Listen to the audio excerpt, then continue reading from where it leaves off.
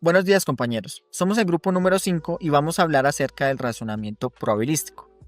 En este video vamos a hablar sobre cómo las máquinas pueden razonar bajo incertidumbre.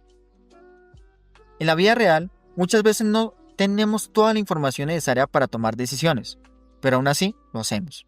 Por ejemplo, decidimos si llevar paraguas aunque no sepamos con certeza si va a llover. La inteligencia artificial enfrenta el mismo reto. ¿Cómo puede tomar decisiones cuando no tiene certeza total sobre el mundo? Para eso, usamos modelos basados en probabilidad. En particular, en este capítulo aprenderemos sobre las redes bayesianas, una herramienta poderosa que nos permite representar y razonar sobre situaciones inciertas de forma eficiente.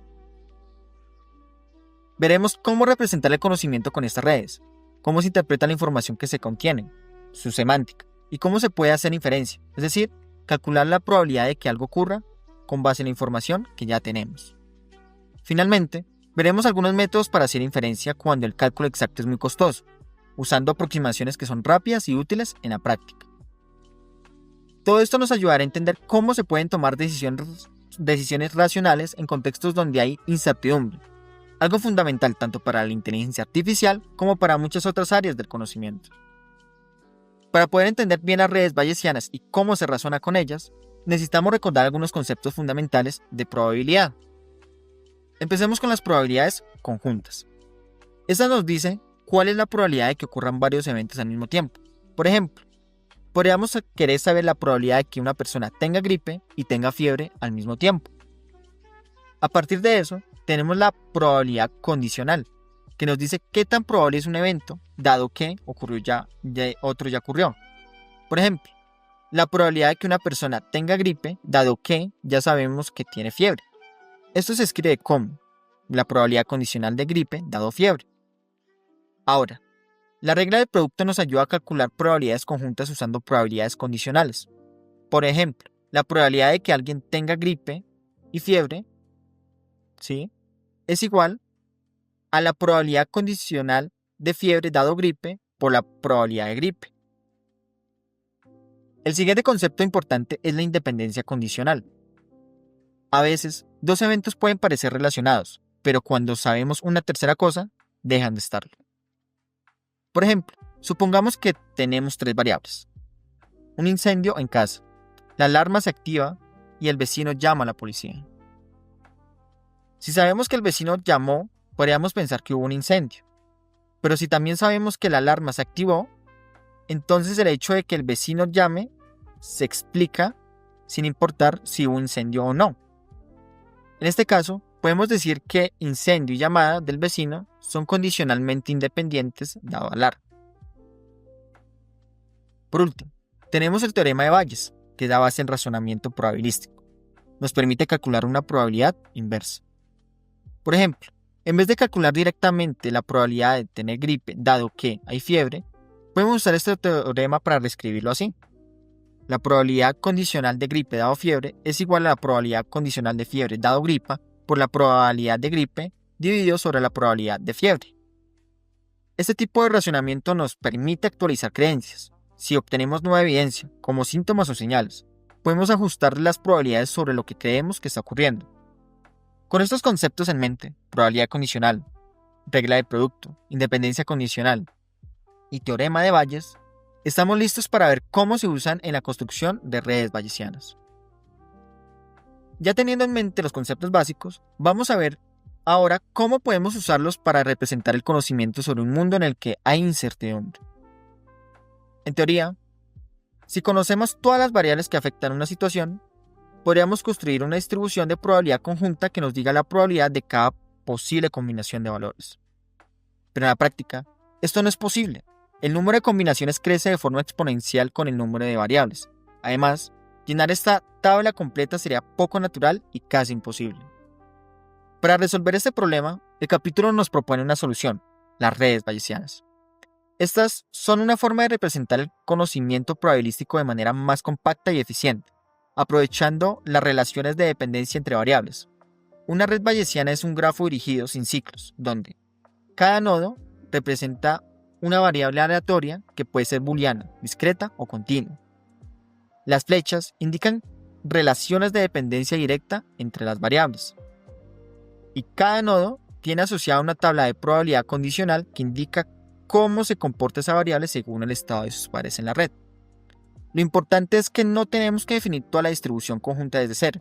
En cambio, solo tenemos que definir las probabilidades locales de cada nodo, y con eso se puede reconstruir la distribución completa usando las reglas de la probabilidad. Por ejemplo, imaginemos que tenemos instalada una alarma en casa, que se puede activar si hay robo, pero que también puede activarse por un temblor menor. Además, tenemos dos vecinos, Juan y María, que a veces llaman si escuchan la alarma. Las variables que vamos a usar son Vulgar, un robo, earthquake, un temblor, alarm. Se activó la alarma, Juan calls. Juan llamó, María calls. María llamó. En esta red, burglary y earthquake son causas directas de que suene la alarm. A su vez, la alarm influye en si John calls o Mary calls. Entonces, en lugar de definir todas las combinaciones posibles de las 5 variables, solo necesitamos definir las relaciones locales. Por ejemplo, la probabilidad de que haya un robo es 0.001. La probabilidad de un temblor, 0.002. De así mismo, la probabilidad de que suene la alarma dado si hubo robo y o temblor, por ejemplo, de 0.94. Y así sucesivamente para las demás combinaciones de causas. También podemos evidenciar que definimos la probabilidad de que Juan llame si la alarma sonó, la cual es de 0.90. Y si la alarma no sonó, de 0.05. Lo mismo para María, aunque en su caso puede que sea un poco menos confiable.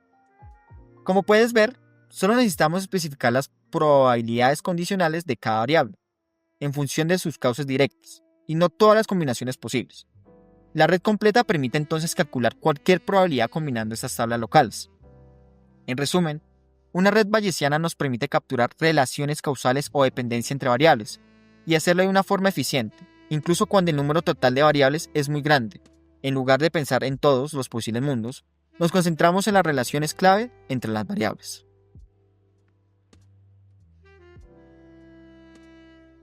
Vimos que una red bayesiana representa el conocimiento usando nodos, flechas y tablas para probabilidades condicionales. ¿Pero qué significa esa red? ¿Cómo se relaciona con las probabilidades del mundo real? Una red bayesiana define una distribución conjunta que básicamente nos hace las cosas más fáciles. Si no tuviéramos la red, tendríamos que calcular un total de 32 combinaciones para una tabla completa, pues no tendríamos las tablas de relaciones locales que nos facilita la red. Basta con imaginar que, si las variables aleatorias fueran en un aumento, la cantidad de combinaciones se multiplicaría cada vez más, lo cual sería claramente insostenible si no fuera porque existen las redes bayesianas. Esto es en parte lo que hace importantes a estas redes. Y hemos comprendido un poco de la importancia de una red bayesiana. Sin embargo, si bien la red nos facilita el hecho de no tener que construir la tabla de todas las combinaciones posibles, es necesario preguntarse cómo lo hace. En palabras simples, lo hace permitiendo calcular la probabilidad conjunta de manera sencilla, únicamente multiplicando la probabilidad de cada variable condicionada a sus padres en la red. Recordemos nuestra red bayesiana que gira en torno a una alarma, y veamos cuál es la probabilidad de que ocurra un robo, la alarma se active y haya una llamada de María. Primero, la probabilidad de que ocurra un robo es de 0,001, así que la agregamos a nuestro cálculo de probabilidad conjunta. Luego, la probabilidad de que haya una alarma, dado de que el robo es verdadero, y en este caso terremoto es falso, es de 0,94, y le agregamos al cálculo de la probabilidad conjunta. Por último, la probabilidad de que María llame dado que ocurrió una alarma es de 0,70, y le agregamos al cálculo de la probabilidad conjunta. Para calcular la probabilidad conjunta es necesario que se multiplique cada uno de los términos y el resultado final será entonces la probabilidad del evento que planteamos inicialmente. El proceso que realizamos es el paso a paso que se podría seguir para calcular la probabilidad de cualquier evento en cualquier red bayesiana. El proceso se puede expresar matemáticamente como la productoria de las variables aleatorias dentro del evento a calcular. Cuando una variable tiene muchos padres, su tabla de probabilidad condicional crece de manera exponencial. Por ello es necesario reducir la complejidad de estas tablas, claro está, sin perder la precisión. Existen nodos cuyo valor no depende de una probabilidad. Para ellos entonces no es necesario implementar una tabla de probabilidad. En este ejemplo, los nodos padres de z son x igual a 5 y y igual a 3. Ya que z es igual a x más y, entonces no hace falta implementar la tabla, ya que se sabe directamente que z es igual a 8. No siempre todas las variables dependen de sus nodos padre. En algunas ocasiones lo hacen solo para contextos específicos. Veamos este ejemplo. En este caso, el daño de un vehículo está condicionado por su resistencia y por si tuvo algún accidente o no. En este caso, la probabilidad se maneja de la misma manera de como se ha hecho anteriormente. Sin embargo, si no hay accidente, la resistencia no tiene sentido contemplarla, pues no importa lo resistente del vehículo, nunca tendrá daños, ya que es condicionalmente independiente, lo que permite ahorrar información en la tabla del nodo. Además de estas, existe otra estrategia de representación eficiente llamada Noisy QR, que en términos generales dice que una variable puede tener múltiples causas posibles, pero solo hace falta considerar una. Hasta el momento hemos trabajado principalmente con variables discretas, unos y ceros. Hay fiebre o no lo hay. Sin embargo, en el mundo real muchas veces se suele trabajar con variables como el tiempo, la temperatura o la presión. Las redes bayesianas pueden manejar este tipo de variables y cuando lo hacen comúnmente se conocen como redes bayesianas híbridas. En lugar de usar tablas para representar una probabilidad continua, se utilizan distribuciones matemáticas como la distribución normal, útil para representar adecuadamente, por ejemplo, la temperatura de una persona y determinar si tiene fiebre. Una variable continua puede influir sobre variables tanto discretas como continuas en una red bayesiana, utilizando el concepto que se conoce como umbral o threshold. Por ejemplo, cuando la temperatura alcanza determinado umbral, está activa la variable discreta del sobrecalentamiento. En este caso, de un vehículo, similar a un interruptor, está sobrecalentado o no está sobrecalentado, y permite activar el testigo del automóvil. Algo similar ocurre con su repercusión sobre variables continuas, donde si por ejemplo la temperatura alcanza determinado umbral, la presión, que es una variable continua, se va a ver afectada de acuerdo a la distribución matemática que la representa, por ejemplo en un recipiente con gas hasta que éste estalla. Continuamos con un paso fundamental en el cálculo de probabilidades usando las redes bayesianas, la inferencia exacta en las mismas. Hasta este punto hemos visto cómo calcular la probabilidad conjunta de un evento en una red bayesiana, conociendo el valor de todas las variables. Sin embargo, esto no siempre pasa. Comúnmente solo se conocen algunos valores de las variables y la probabilidad de las demás se infiere. Esto es lo que se denomina inferencia, calcular la probabilidad de que ocurra algo conociendo solo algunas cosas. El método más discreto para hacer inferencia sobre una red bayesiana es a través de las enumeraciones. Veamos primero este caso. ¿Cuál sería la probabilidad condicional de que haya un robo, dado de que Juan y María llamaran? Visualmente es posible ver que no sabemos si hubo un terremoto o si hubo una alarma, lo que claramente alteraría la probabilidad de que Juan y María llamen. Estas son las variables ocultas. No conocemos inicialmente su valor, por lo cual es necesario utilizar la inferencia para calcular la probabilidad que planteamos inicialmente. Estas variables ocultas tienen 4 combinaciones diferentes que son necesarias para inferir la probabilidad de que exista un robo, por lo que es necesario tenerlas en cuenta para el cálculo de la misma. La representación matemática de lo que acabo de decir es la siguiente. X es igual a las variables a inferir, E es las variables conocidas, Y es variables ocultas y alfa es el factor de normalización. Todo esto es la sumatoria. Luego de una serie de transformaciones para este ejercicio particular, obtenemos esta representación del ejercicio final. En él es posible ver que se evalúan todas las combinaciones para los valores de A, la alarma, y E, el terremoto, lo cual nos permite calcular bajo la inferencia por numeración la probabilidad de que exista un robo. En este caso solo teníamos dos variables ocultas o desconocidas. Vale la pena preguntarse qué ocurre si subimos las cantidades de variables binarias, por ejemplo 50 variables. Con 50 variables se tendría, por ejemplo, 2 a las 50 combinaciones, que habría que tenerse en cuenta, lo cual es claramente ineficiente. Anteriormente vimos el método de inferencia por numeración, que por sí solo no es eficiente. Ahora veremos el algoritmo de eliminación de variables para mejorar que resulta ser algoritmo considerablemente más eficiente. Este algoritmo trabaja con factores. Un factor describe cómo se relacionan una o más variables capturando una parte de la probabilidad conjunta de la red. Aquí vemos los factores de la red bayesiana que hemos venido trabajando. Un actor también puede ser la combinación de varios factores, como la combinación en la diapositiva. Para calcular alguna probabilidad se pueden agrupar factores que usen la misma variable. Esta es la operación de multiplicación. Por ejemplo, para calcular una probabilidad conjunta con las variables aleatorias b, e y a, podemos agrupar los factores que la reúnen.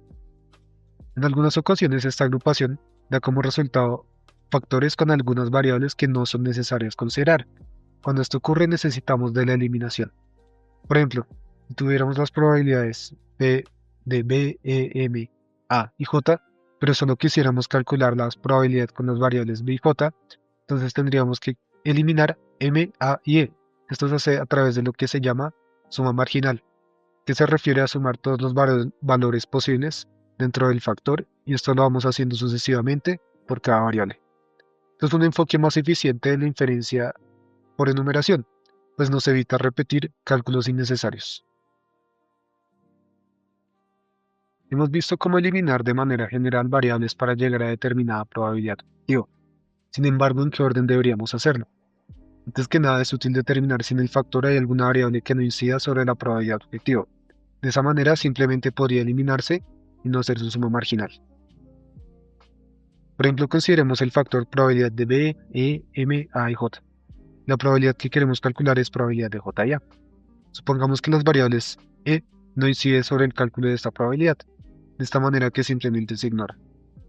Luego de descartar las variables que le interesan, el orden correcto sería elegir en el orden que genere los factores más pequeños posibles, o dicho de otra manera, los factores más livianos, de manera que se reduzca la carga computacional que al efectuar si no hay eliminación.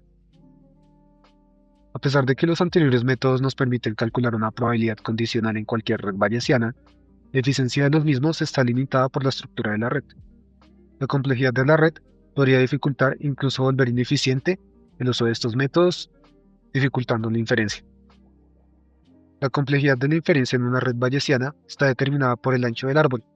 Este término describe el tamaño máximo de los factores que se tendrían en el algoritmo de eliminación de variables menos 1. Consideramos la red con la que hemos venido trabajando. El ancho del árbol será menor si la red tiene pocas conexiones. Esto se le llama árbol-like. Por este tipo de redes, los algoritmos de inferencia exacta son eficientes. Sin embargo, para esta red con muchas conexiones, el ancho del árbol será inevitablemente grande con muchas conexiones, de manera que los algoritmos de inferencia exacta resultan ineficientes. Inferir en redes bayesianas es un problema NP-hard y por ello puede llegar a ser muy complicado de resolver. Hemos visto que para redes que tienen muchas conexiones, los algoritmos de inferencia exacta pueden ser algo ineficientes. Como alternativa a estos, surgen los algoritmos de agrupamiento. Los algoritmos de agrupamiento reorganizan la red en grupos de variables que están ampliamente relacionadas. Veamos la siguiente red. Tenemos 4 variables aleatorias: nublado, aspersor, lluvia y pasto mojado, conectadas entre sí y cada una con su tabla de probabilidad condicional asociada. En esta red, tanto el aspersor como la lluvia influyen en que el pasto esté mojado. De esta manera podemos agruparlas en un solo clúster. Se puede observar cómo aspersor y lluvia ahora se encuentran en un solo clúster llamado aspersor lluvia, como se había mencionado anteriormente, con su tabla de probabilidad condicional independiente. Ahora, en vez de hacer inferencias sobre varias variables por separado, aspersor y lluvia, se realiza inferencias sobre el clúster aspersor lluvia, combinando su información de forma más compacta. Esto permite manejar de manera más eficiente inferencias más grandes y complejas. Aún así, su eficiencia depende del tamaño de los clústeres. Ahora nos hemos enfocado en métodos de inferencia exacta que calculan las probabilidades de manera precisa usando toda la información de la red. Sin embargo, en redes grandes o densamente conectadas, la inferencia exacta puede ser computacionalmente inviable. En estos casos es más práctico utilizar métodos de inferencia aproximada que no garantizan un resultado exacto, pero producen estimaciones suficientemente buenas al costo computacional mucho menor. Hasta ahora nos hemos enfocado en métodos de inferencia exacta que calculan las probabilidades de manera precisa usando toda la información de la red. Sin embargo, en redes grandes o densamente conectadas, la inferencia exacta puede ser computacionalmente inviable. En estos casos es más práctico utilizar métodos de inferencia aproximada que no garantizan un resultado exacto, pero producen estimaciones suficientemente buenas a un costo computacional mucho menor. La idea principal es usar métodos de muestreo aleatorio, también conocidos como algoritmos de Monte Carlo, para aproximar las probabilidades que queremos calcular. A medida que tomamos más muestras, nuestras estimaciones tienden a acercarse al valor real. Dentro de la inferencia aproximada, Una primera familia de métodos son los métodos de muestreo directo. Estos métodos generan muestras completas de todos los valores de las variables en la red, siguiendo las probabilidades especificadas en la red bayesiana. Luego, usando esas muestras, se puede aproximar cualquier probabilidad condicional simplemente contando cuántas veces ocurre cada combinación relevante. El enfoque general consiste en generar múltiples mundos posibles, es decir, instanciaciones completas de todas las variables de la red, filtrar o ponderar esas muestras según la evidencia conocida, estimar las probabilidades basándose en el conteo o en el peso de las muestras. Cuantas más muestras generemos, más cercanas estarán nuestras estimaciones al valor real de las probabilidades. Para entenderlo mejor, veamos cómo generaríamos muestras en una red sencilla con las variables nublado, aspersor, lluvia y pasto mojado. En el muestreo directo generamos los valores en orden topológico respetando las dependencias de la red. Primero elegimos un valor para nublado.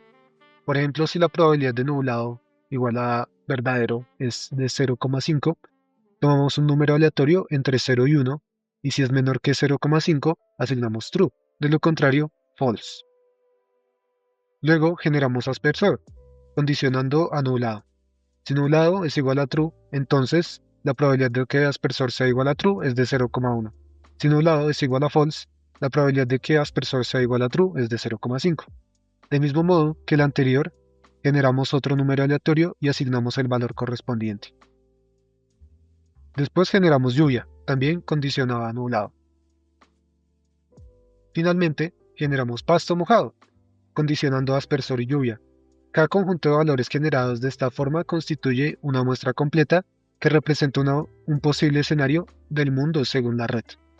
Al generar muchas muestras, podemos aproximar cualquier probabilidad simplemente observando la frecuencia relativa de los eventos de interés. Y a medida que el número de muestras aumenta, las proporciones obtenidas en las muestras tienden a reflejar las probabilidades reales. A partir de esta idea básica de muestreo directo, surgen distintos métodos de inferencia aproximada, como el muestreo de rechazo y el muestreo de importancia, que veremos a continuación. Ahora que entendemos cómo generar muestras completas siguiendo la estructura de una red bayesiana, veamos un primer método específico de inferencia aproximada, el muestreo de rechazo.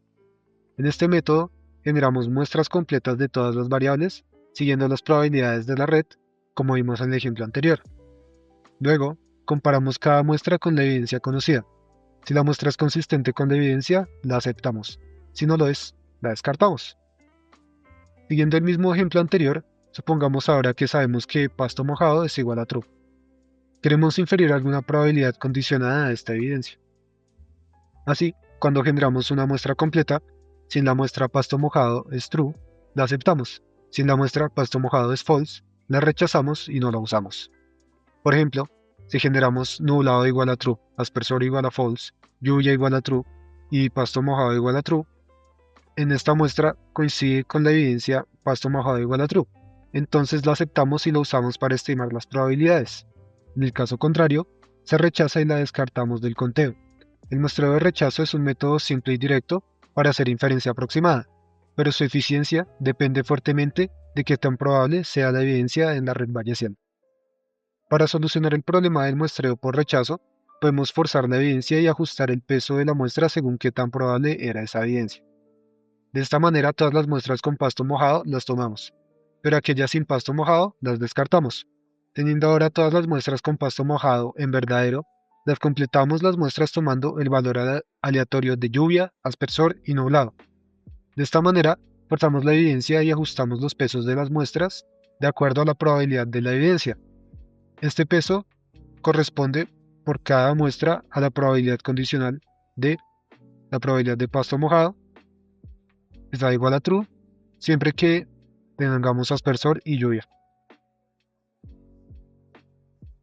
Hasta ahora, hemos visto métodos que generan muestras completas respetando el orden de las variables en la red bayesiana, pero en redes muy grandes o cuando las dependencias son muy fuertes, incluso el muestreo de importancia puede volverse ineficiente. Para estos casos se utilizan métodos más sofisticados basados en simulación de cadenas de Markov, también conocidos como métodos MCMC, Markov Chain Monte Carlo.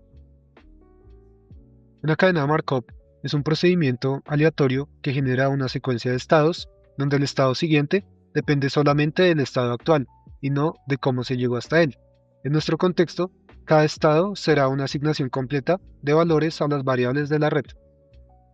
El muestreo de Gibbs está basado en cadenas de Markov y es muy eficiente para realizar la eficiencia aproximada.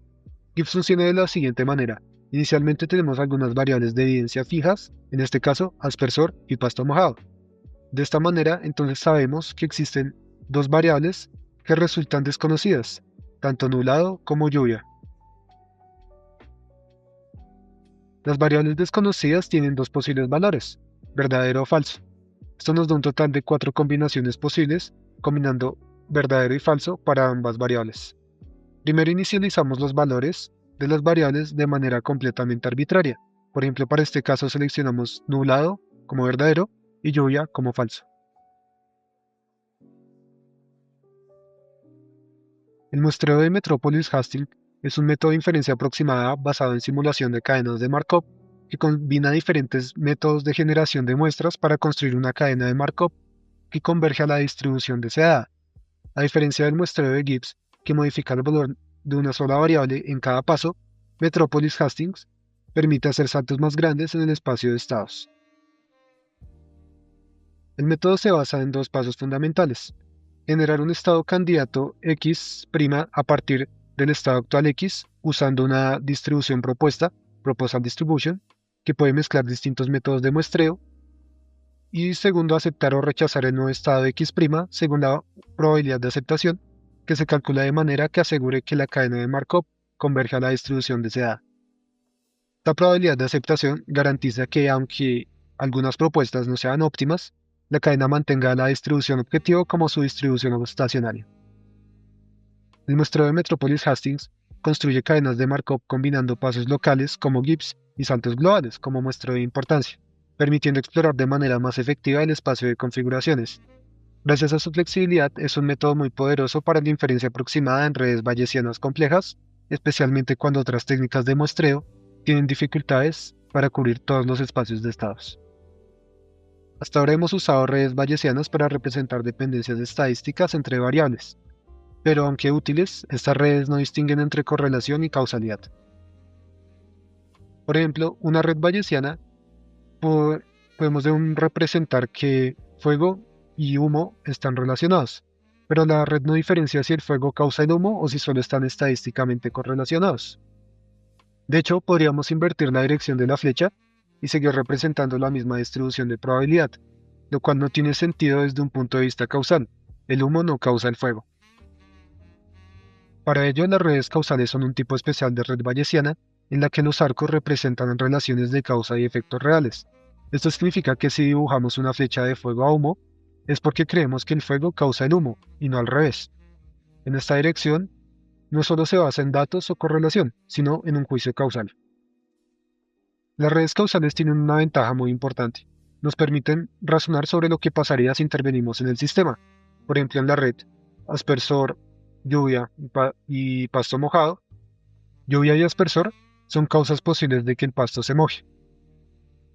Podemos ver acá. Entonces tenemos que lluvia es la causa de pasto mojado y aspersor la causa de pasto mojado, que nos da como resultado pasto verde. Pongamos ahora que alguien pone una carpa sobre el pasto. Esto evitaría que la lluvia mojara el césped, pero no afecta la conexión entre aspersor y pasto mojado. Lo que cambia es que ahora lluvia ya no tiene efecto causal sobre pasto mojado en una red causal. Esto se representa simplemente eliminando la flecha de lluvia hacia pasto mojado y manteniendo el resto igual. Esta capacidad de modificar localmente la red para simular cambios en el entorno o acciones humanas sin tener que rediseñar toda la estructura es una de las grandes fortalezas de las redes causales. En redes causales representamos una intervención con el operador do. Escribimos expresiones como aspersor igual a true o probabilidad de pasto mojado tal que do de aspersor sea igual a true. Esto significa cuál es la probabilidad de que el pasto esté mojado si forzamos el aspersor a estar encendido, sin importar las causas que normalmente lo activarían. Cuando hacemos do de aspersor igual a true, interrumpimos el flujo causal normal que llega al aspersor. Por ejemplo, en la red original, nublado causaba aspersor y a pasto mojado. Pero si forzamos que aspersor sea igual a true, anulamos la influencia de nublado sobre el aspersor. En la red resultante simplemente eliminamos la flecha que va de nublado a aspersor y tratamos a aspersor como si fuera una constante fijada externamente. Aunque parezcan similares, estas expresiones no significan lo mismo. La probabilidad de que pasto mojado tal que aspersor sea igual a true, estamos observando cuando el aspersor estuvo encendido por sí sola. En esos casos puede haber dependencia con otras variables, como si está nublado. Por otro lado, la probabilidad de que pasto mojado tal que do de aspersor sea igual a true, es que estamos forzando al aspersor, rompiendo cualquier dependencia causal previa. Solo queremos ver qué efecto tiene esa acción en el resto de la red. En resumen, el operador do nos permite modelar intervenciones activas en redes causales. En lugar de preguntar ¿qué veo si ocurre algo?, preguntamos ¿qué pasa si yo hago que algo ocurra? Esta es una herramienta fundamental para que los agentes inteligentes planen acciones, prevean consecuencias y aprendan no solo del mundo como es, sino de cómo pueden cambiarlo. Supongamos que queremos saber la probabilidad de que pasto mojado tal que do sea aspersor igual a true. Es decir, queremos estimar el efecto causal de encender el aspersor sobre el hecho de que el pasto esté mojado. El problema es que el aspersor no está aislado, también depende de otras variables como nublado, que a su vez puede influir sobre pasto mojado a través de la lluvia, por la cadena nublado, lluvia y pasto mojado. Entonces, ¿cómo podemos estimar el efecto puro de aspersor, separándolo de las influencias externas como nublado? El criterio de la puerta trasera nos da una regla para identificar conjuntos de variables que debemos condicionar para bloquear las influencias externas que distorsionan la relación causal entre dos variables. En nuestro ejemplo, podemos bloquear esta influencia si condicionamos sobre lluvia. Al fijar el valor de lluvia, el camino aspersor, nublado, lluvia y pasto mojado queda cerrado. Podemos estimar el efecto puro de aspersor sobre pasto mojado, por lo que podemos reescribir la expresión causal de la siguiente manera para cerrar el camino de la puerta trasera en este ejemplo. La probabilidad de que G tal que do de S sea igual a true es igual a la sumatoria en R de la probabilidad de que G tal que S sea igual a true con R por la probabilidad de R. En general, si encontramos una variable Z que bloquea las influencias externas hacia la causa, entonces podemos usar la fórmula probabilidad de Y tal que do de X sea igual a la sumatoria en Z de la probabilidad de Y tal que X y Z sea igual a Z minúscula por la probabilidad de que Z mayúscula sea igual a Z minúscula, que nos permite evaluar el efecto causal en una variable sin influencias externas de otras variables. Finalmente, las conclusiones. En este capítulo comenzamos entendiendo cómo representar el conocimiento en forma de redes bayesianas, que nos permiten modelar dependencias entre variables mediante estructuras compactas y expresivas. Luego exploramos dos enfoques para hacer inferencias: métodos exactos, que nos dan respuestas precisas pero pueden ser costosos computacionalmente, y métodos aproximados, basados en muestreo, que sacrifican precisión por eficiencia y escalabilidad. Más adelante, dimos un paso crucial al pasar de la probabilidad a la causalidad.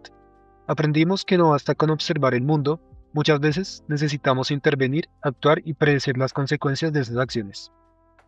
Para eso, las redes causales y el operador do nos permiten modelar relaciones causa-efecto. Todas estas herramientas son las que nos van a permitir construir agentes capaces de tomar decisiones informadas en mundos inciertos. Y con ello nos acercamos un paso más a una inteligencia artificial realmente capaz de razonar, actuar y aprender como lo haría un ser humano. Finalmente, gracias a todos los que colaboraron para la realización de este video.